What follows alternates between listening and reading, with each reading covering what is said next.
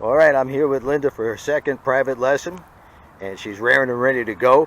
And a lot of people are asking, they're saying that this bike doesn't fit you really well. Why didn't you bring a 250 Rebel or something like that? Because this is my little bike. Okay, yeah. What's your other bike? A Victory, a cross country.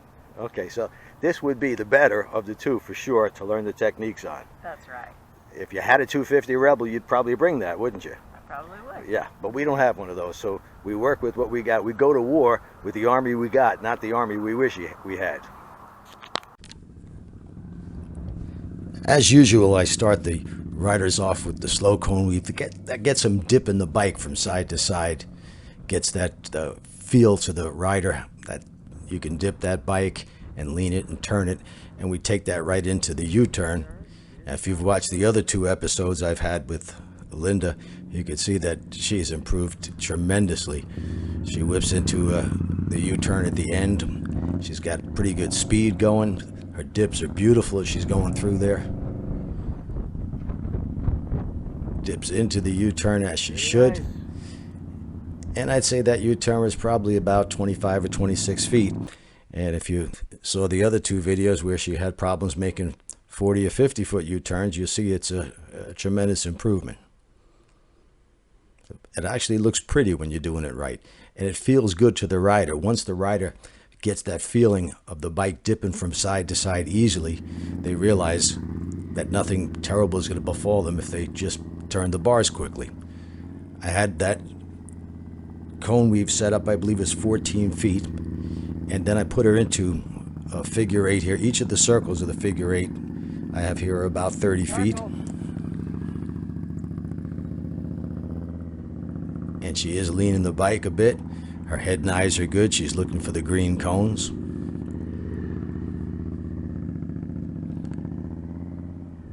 The reason we want to do the figure eight, of course, is it forces you to use your head and eyes. Without using your head and eyes properly, you'll never make it through the figure eight.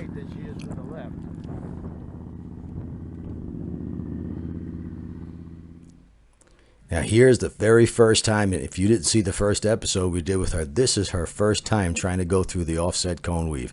This is what it looked like.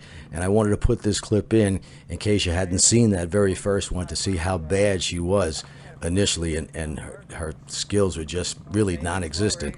Her fear level was so high, as you can see here, there was no way she was turning that motorcycle. She had to get it down to about 1 or 2 miles per hour and then duck walk the bike. It was really a hard thing to see. And this, of course, is at our regular class. And this is when I realized that she wasn't going to improve in that class. She needed one-on-one training.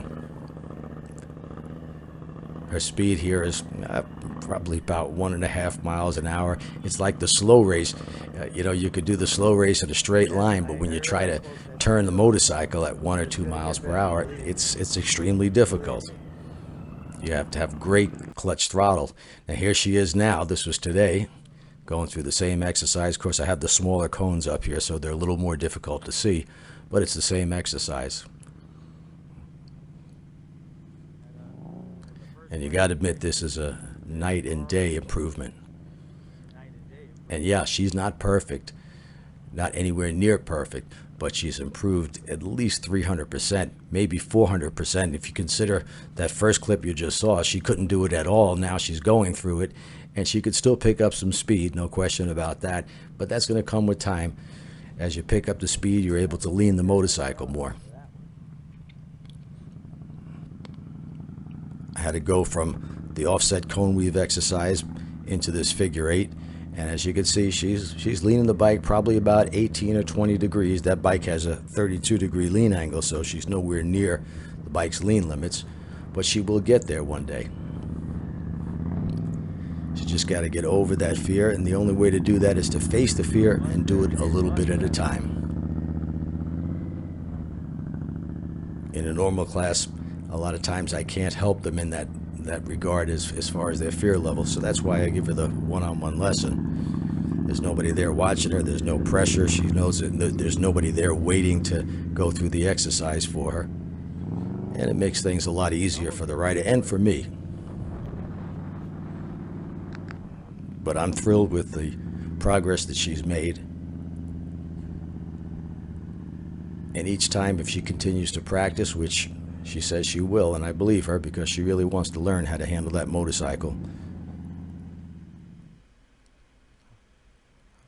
I'm betting that, in the next month or so, she'll come back to one of our regular classes, and she'll be right up there with the other riders, initially having a little tentativeness, maybe a little timidity, but she'll get it, and she'll feel All right, a lot Lindy, better. I think well, tell me your feelings about today's practice session. I think I improved. I feel I improved. I can actually dip now.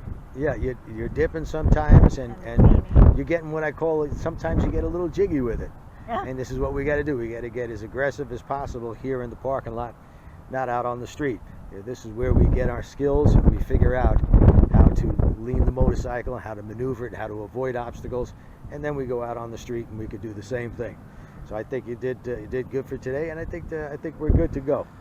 Okay. You think you'll be ready for regular class next time? I think. All right.